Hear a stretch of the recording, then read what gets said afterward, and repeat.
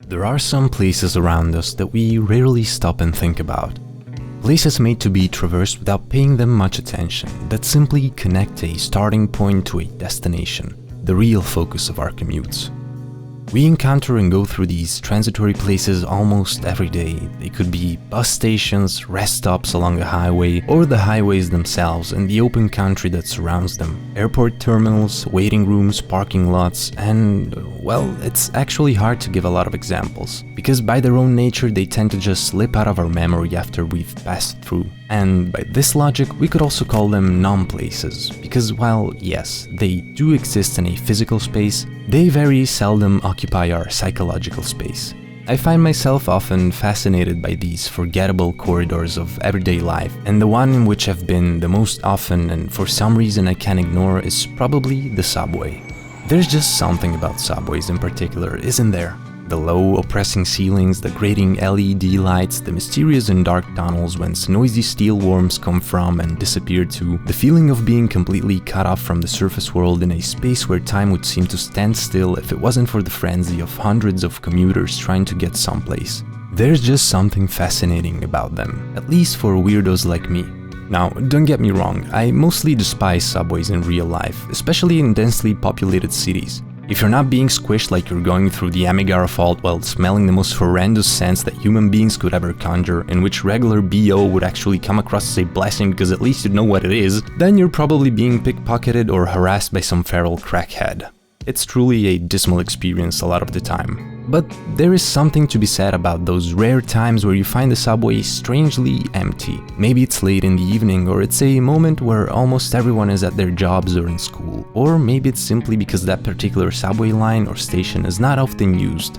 That's when you might get a strange little feeling, a sense of isolation and maybe vulnerability. You might get the feeling that something is lurking just out of sight, especially in those dark, deep tunnels. Now, realistically, we understand where those tunnels go. They're just a net of railways through which the trains pass. Or at least that's what they tell us. But nobody in their right mind would go out there and explore them, because other than being very much illegal, it's also pretty darn dangerous.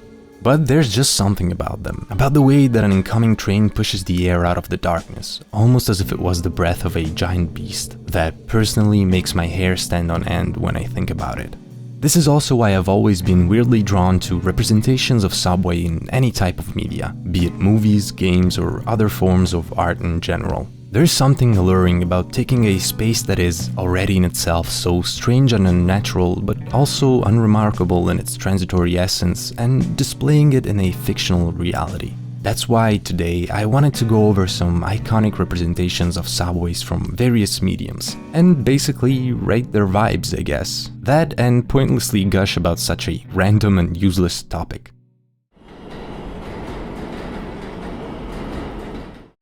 Now, video games are obviously one of the most immersive mediums in which to display any type of space, so that's where I want to start. Silent Hill 3. So, I just recently found out that apparently everybody f***ing hates the subway level in Silent Hill 3. Well, looking at the kind of stuff that I've covered in the past, is it any wonder that I actually love it? The subway is basically the second location that you visit in-game, right after the starting mall, which in itself is also a vibe at times. What struck me while playing was the way in which it breaks up the pacing of the early game. You see, for those that haven't played the third Silent Hill but are maybe more familiar with the second entry because you're normies, the two games are quite different when it comes to atmosphere and general horror. Silent Hill 2 is dreary, depressing, and as exciting as a retirement home. It lets you soak in its emptiness and really makes you feel isolated. The enemies are mostly kinda slow and not that terrifying, sometimes even outright goofy. While Silent Hill 3 is more like,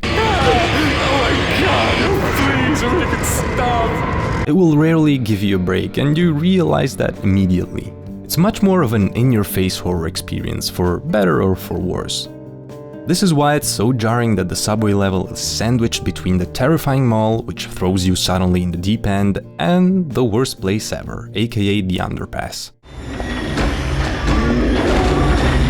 Yeah, really f***ing silent. Thanks. It's jarring because the subway is almost empty. There's only a few enemies, and for the most part, they're pretty easy to avoid. It's also mostly normal, so to speak. There's only a few rooms in the nightmare dimension. You can see how this might turn people off if they came expecting le spooky blood-pumping horror. So why does it work so well in my opinion? I'm glad you asked. I think that the level is perfectly sandwiched for the early game. It's like lettuce, you know? It might not taste like much, but it has texture and definitely improves the whole thing. For those who don't know, in the early game, Heather's, that's our protagonist's objective, is basically to get home to her father. She wakes up inside a mall after having a nightmare, and when she tries to leave, a detective starts pestering her. Trying to get him off her tail, Heather sneaks out of a bathroom window and gets back into another area of the mall. Very soon though, she comes across a hideous, twisted being, and from that moment on, everything goes awry pretty fast. The mall is now filled with monsters, more numerous and quicker than you'd expect after playing the first 2 entries in the series. And her pea shooter of a pistol is not a very reliable weapon, so you find yourself frantically running around the level among the most putrid and horrid sound design you've ever heard, trying to find the objects needed for your escape. Eventually, you do escape, but the message that the game gives you seems loud and clear. This ain't your grandma's Silent Hill, this one's gonna raise your blood pressure. To continue in our quest to get back home, Heather needs to take the subway in the direction of Bergen Street, so we go underground. And here I was dreading what would come next. My stress levels were already high enough. I honest to God thought that if I got through the gates without getting a ticket, the game would troll me by launching enemies my way. But as you start exploring, you realize that... Well, okay, not completely. You do find a bunch of dogs in a couple of places and a pair of these losers. But after them all, you probably know how to evade them, and you even have more space here, so that's no biggie. You do also find this large muchacho, but he's kind of a pushover if you use a shotgun or just run. What I love so much about this level is exactly the way that it throws you for a loop. You might have just gotten used to the pacing of the mall and might be expecting the same type of horrid vibes here, but no. The game basically slows down to Silent Hill 2 levels, and the real enemy you'll have to contend with is the map. Because navigating this place is not very intuitive. And also, well, the trains themselves, which seem to show up only when you're on the tracks. Now, yes, some might say it's just poor level design, that everything looks samey and flat, and that's why it becomes so maze-like. But to me, it all seems quite purposeful. For the whole time you spend down there, you keep expecting something crazy to happen, for everything to turn nightmarish and to have to fight your way out. But it doesn't. The game really toys with us players and lets our imagination and expectations become our worst enemy. The fact that it's also kind of hard to navigate only adds to the panic one might experience. You want to get out of there as soon as possible, but will probably keep getting turned around, making you constantly more and more desperate, feeling like a rat inside a maze. Obviously, for horror's sake, we also can't ignore just how good the sound design is. Just like throughout the whole game, it's just... chef's kiss. Especially if you're wearing headphones and realize that the audio is actually surround.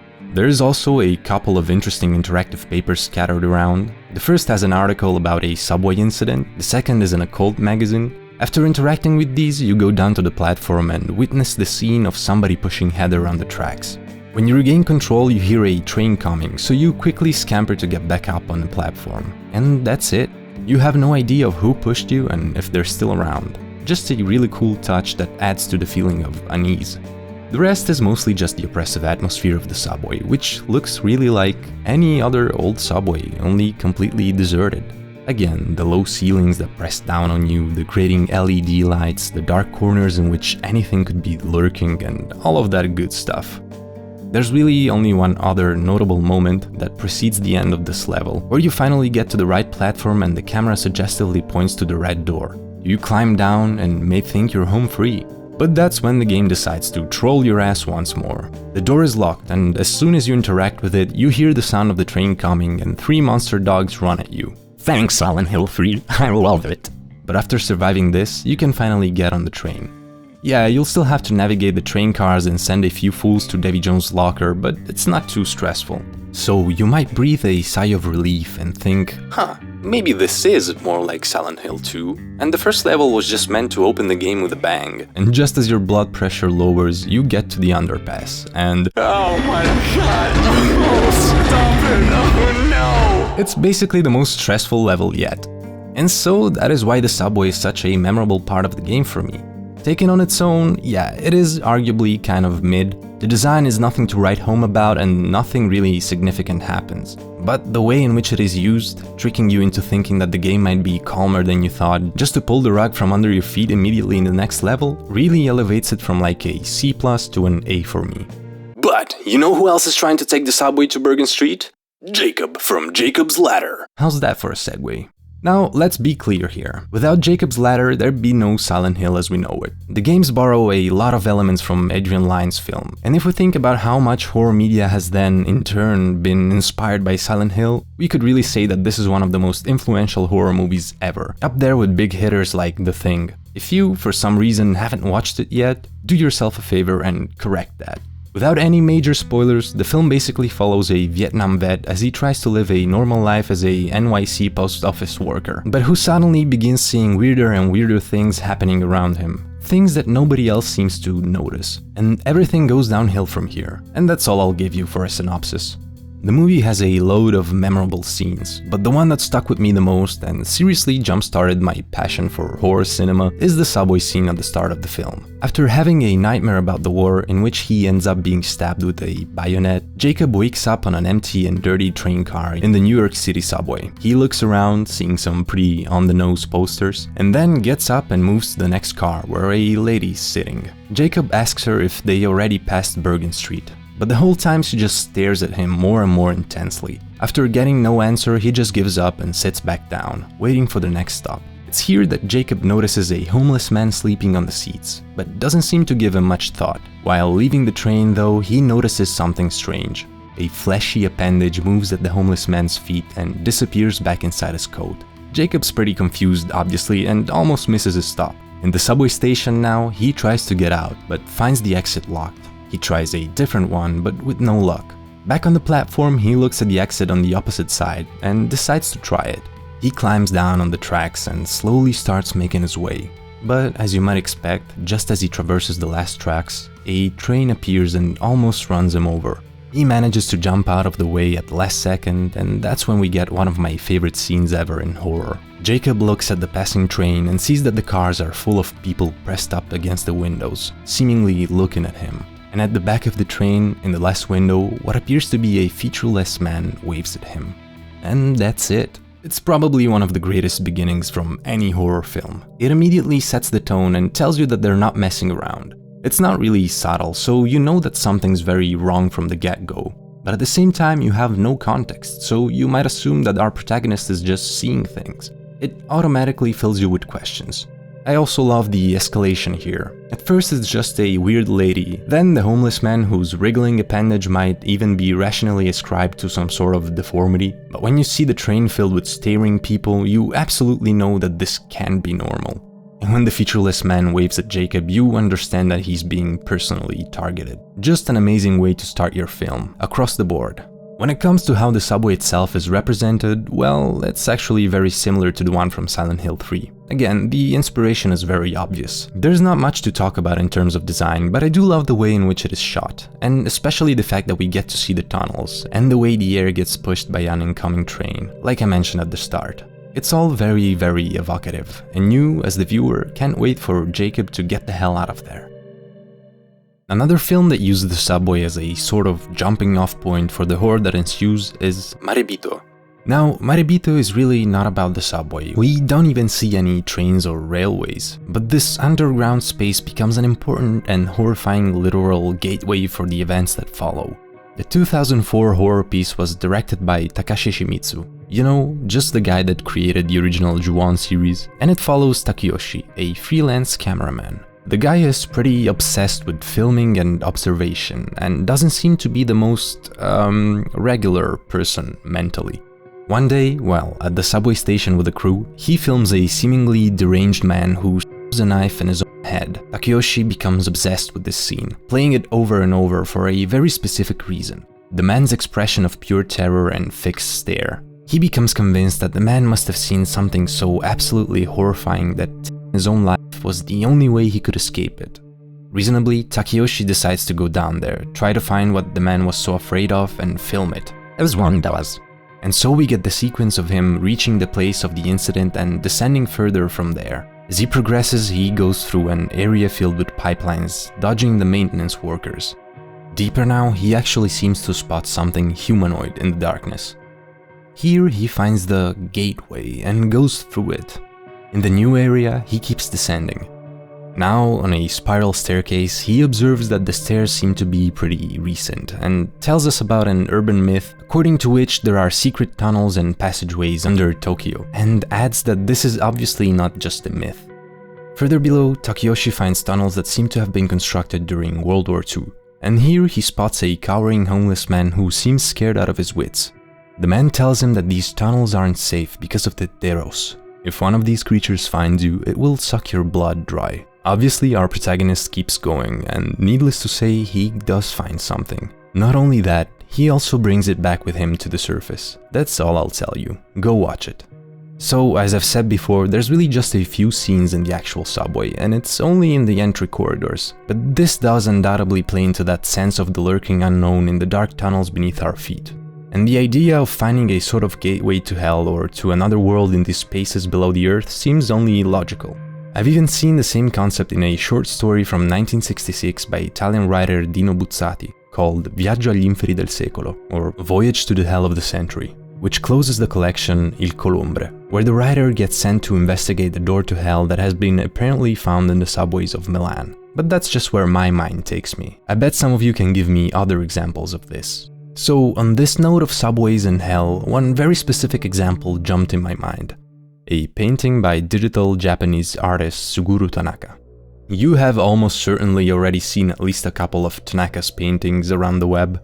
They're often quite recognizable for the heavy use of reds and blacks and for the liminality of the spaces they depict. They often show us either oppressive interior spaces inhabited by strange beings or impossible architectures standing against an inscrutable dark background. All of the floors, stairways, walls, pitch-black hallways and archways in these paintings seem to be almost natural in their composition, like they grew out from the earth by themselves. More than that, their texture and blood-red color palette gives them an organic look, making you question if they're really made of stone or perhaps flesh.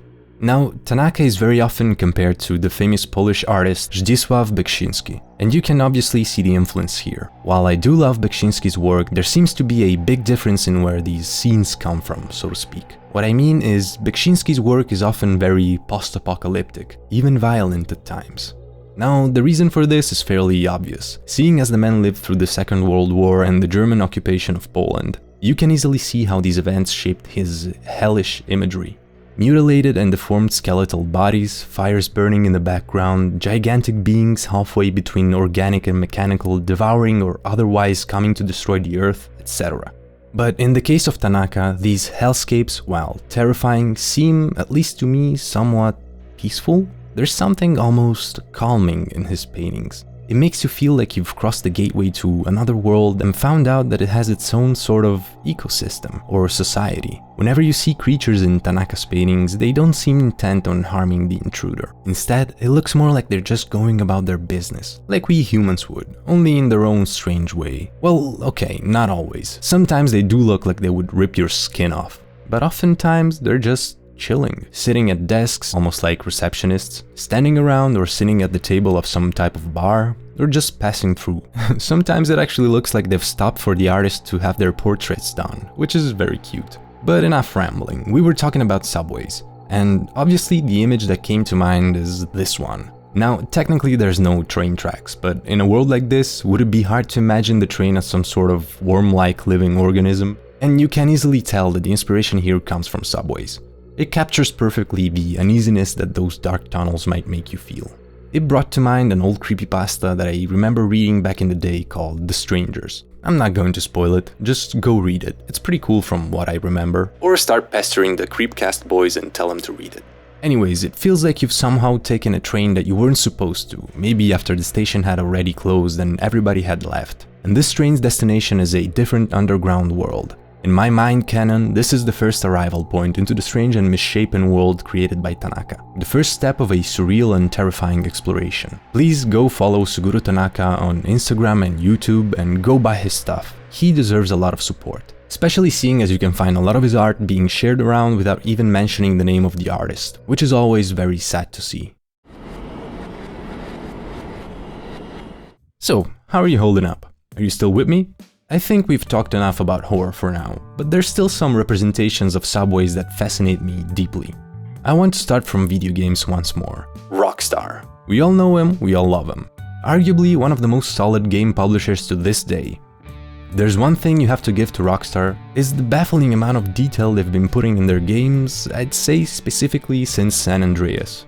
And since those GTA games take place in big cities, we gotta have subways, right? Well, before that, if we're talking about subways and Rockstar, we can't skip the first Max Payne now, can we? I haven't played the sequels, but the first Max Payne is just one of the most badass video games ever made. For God's sakes, the man's name is Payne and you heal by using painkillers. Max Payne is basically the epitome of noir detective stories. Only our guy here is not a simple detective, he's a dual pistol wielding, slow-mo jumping shooting maniac. An ex-cop turned DEA agent who goes undercover to stop the trafficking of a drug that caused the death of his wife and newborn daughter. And why do you know, the first real level of the first game is set in a subway. And I don't really have much to say, honestly, it's pretty much just a regular lugubrious subway. What I find interesting is that it is used, again, as a sort of jumping off point for what comes next. With all we've already seen, it really makes you think about how different writers see this underground space as either the lowest point from which the protagonist will need to reach the surface, or a point of arrival in which they might get lost. But more on that later. Now, in the same year we also have GTA 3, which also had a subway, but I don't know.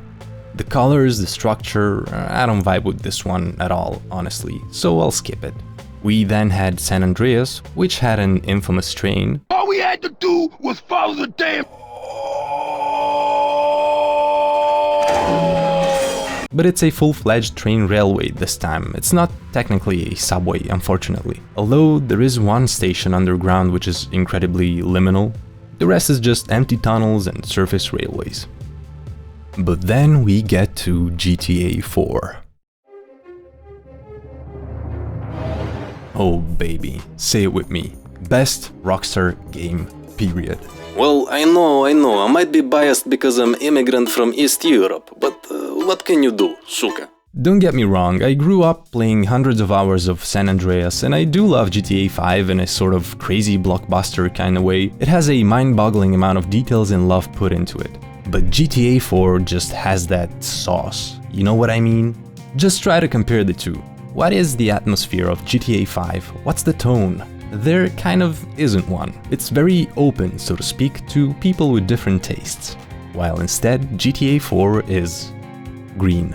Okay, I can see how the color filters might turn people away, but the point is that it goes for a very specific dark and gritty tone that characterizes basically everything about Liberty City. You can see the same difference in the way that the two portray subways. GTA 5 has very clean and polished stations. Yes, there is some trash strewn around, but it's mostly beside the trash cans. The rest is quite clean. It's fun how you can find people busking either with guitars or bongos and... Hey, what the hell are you looking at? And it will come as no surprise for anybody that the amount of detail put in everything here is crazy. Like these vending machines or the maps... wait.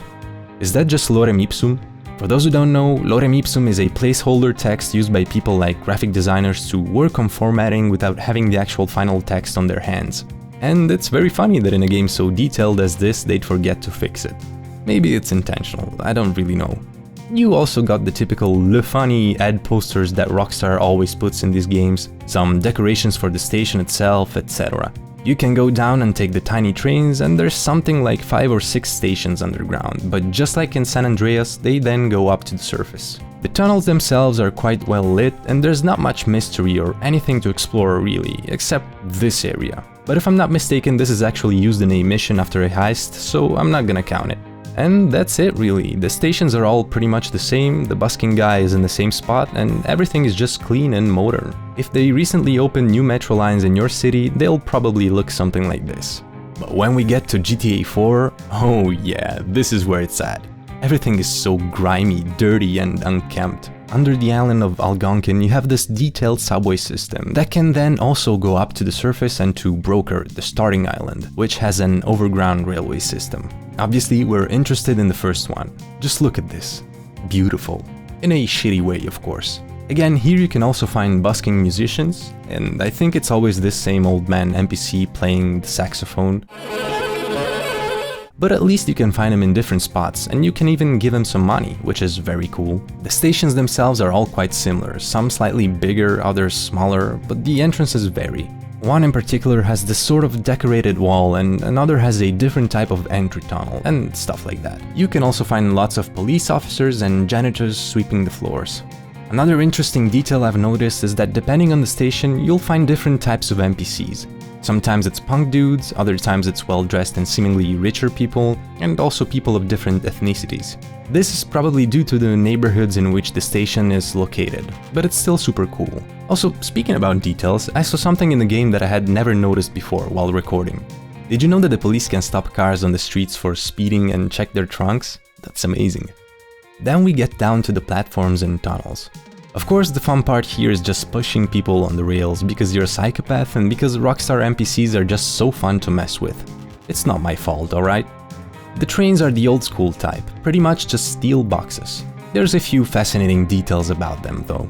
They show up pretty much a few seconds after you descend to the platform, so they're tied to the player. If you start driving in the same direction as one and keep going forward, you will probably never reach the next one, because it hasn't spawned yet. Also, it seems that they function as any other vehicles, and aren't actually fixed. What I mean is that, for example, they won't always stop at the same spot. Sometimes they'll stop further down the tracks, other times a bit back, which just adds to the realism.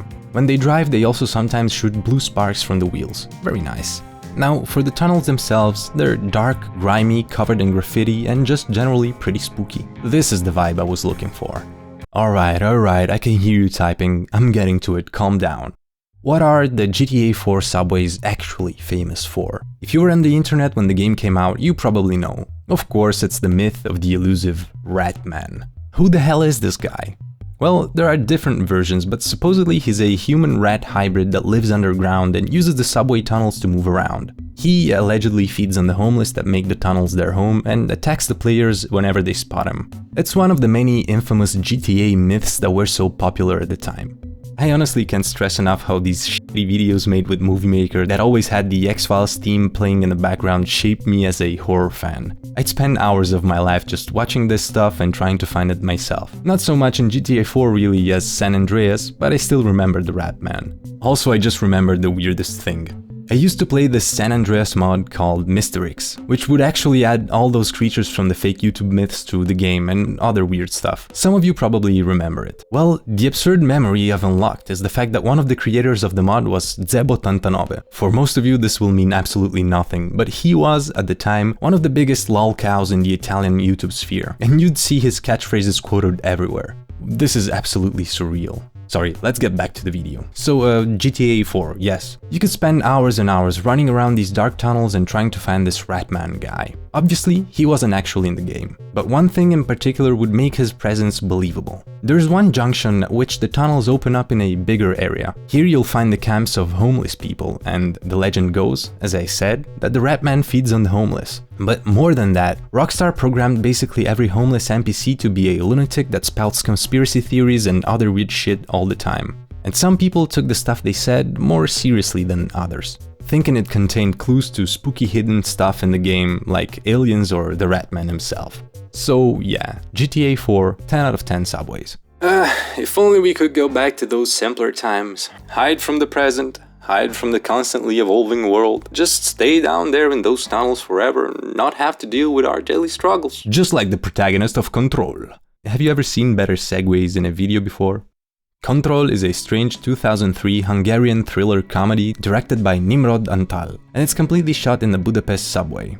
Personally, I find it an amazing watch, although it does kinda falter at the end, so if you want no spoilers at all and a movie that takes place in the subway sounds like your kind of thing, go watch it.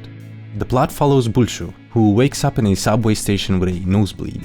When a passerby rudely points out to him that he's bleeding, he stops him and we find out that he's a ticket inspector. We're then introduced to his team, made up of weird misfits, and the film basically follows them as they work on the worst line of the subway system. We see how they try to make people show them their tickets and get constantly disrespected, and how they're just generally a bunch of idiots. At the same time, it turns out there is also a hooded figure that keeps pushing people on the tracks right as the trains come, so our characters need to also be on the lookout for that. The film is full of gags, chase scenes, mysteries, and has an amazing score. The viewer slowly comes to realize that the protagonist is basically spending 24 hours a day in the subways, sleeping on the platforms and never going back to the surface, which obviously raises a few questions. The only moment that gives us a bit of context is when an old co-worker of Bulshu recognizes him. He tries to ignore the guy, but it's obvious that he saw him, and so they ride a train together, doing a bit of catching up. From his words, we understand that they used to work together, but that since Bulshu left, he became the new project manager. He tries to ask him why he left, since he was the best among all of them, and this promotion wouldn't have been possible if he was still there. Bulshu is mostly tight-lipped, but he does tell the man that he couldn't stand the pressure of trying to be the best anymore, and so he left. This seems to me like the key to understand his character, to understand why he spends all of his time in the claustrophobic underground with a bunch of weirdos doing a job in which almost nobody respects him. Bulshu is hiding away from the real world, because there, he knows, he will be under an immense amount of pressure. In other words, the fear of failure drove him underground, where he doesn't need to be the best at anything, well, except the so-called rail runs. It is a deeply fascinating way to use the subways as a metaphor. Not only for something dark and creepy, but as a sort of psychological defense mechanism. There is undoubtedly something calming about being hidden away from the hustle and bustle of the surface world, in a place where nothing seems to change.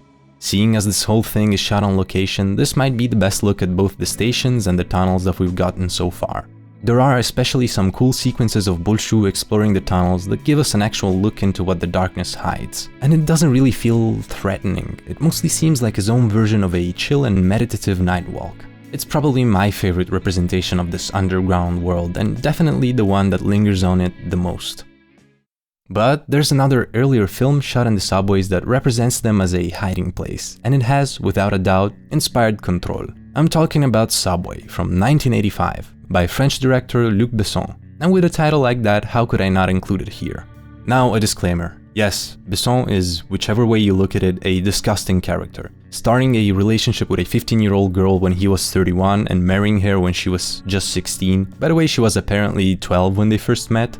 That is disgusting and I don't care how you try to look at it. And if it wasn't bad enough, he directed Léon, the Professional. A pretty good film, but you see the intent here, right? A 13-year-old girl falling in love with an older man. And apparently there were some more explicit scenes that he wanted to put in the film, but thankfully didn't get the consent from Natalie Portman's parents. So yeah, there's no real way to defend this kind of behavior. But at the same time, I do believe in the idea of separating the art from the artist, especially if we're talking about something like a movie, because there's always a ton of good and talented people involved in the creation of it outside of the director himself. In fact, without all of these people like light technicians, sound technicians, set designers, location scouters, the actors, the script writers, etc., the film wouldn't even be possible, or at least it would look and sound like garbage. So it's a team effort, and you can condemn a film just because a director or an actor involved in its creation is a piece of shit. I wanted to end on a lighter note, as you can see. But seriously, Subway is actually perfect for that, because it's mostly a strange comedy that features our protagonist, Johnny Rotten, in a car being chased through the streets of Paris by a bunch of armed dudes. He ends up smashing through the subway entrance and hiding in the personnel corridors. We find out that this lunatic was invited by a young and rich woman, Helena, to her birthday party, and that here he decided to blow up her safe and steal some important documents, as one does. And now her husband's personal guards are trying to find him and cap him. The problem is that this wacko actually fell in love with Helena and will not let it go. So the whole film is basically built around two main things. Fred, that's our protagonist's actual name, trying to convince Helena to love him, and trying to build a band with the misfits that inhabit the maze-like back corridors of the subway. That's it, really.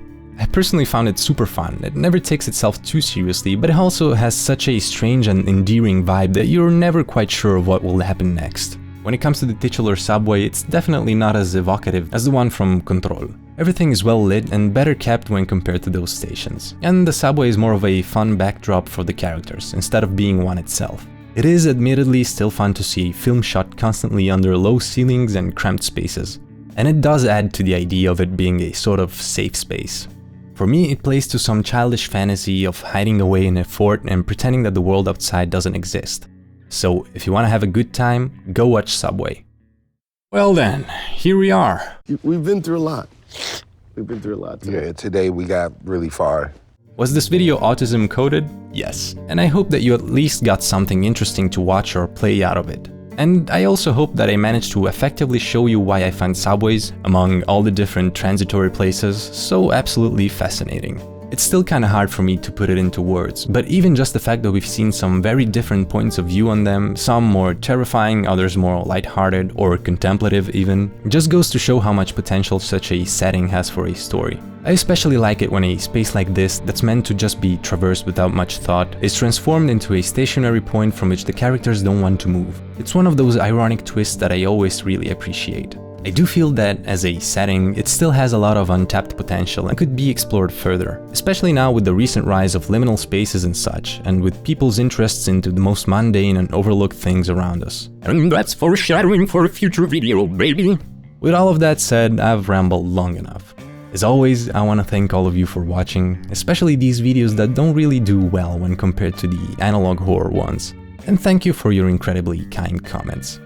Goodbye, and see you, space ticket inspectors.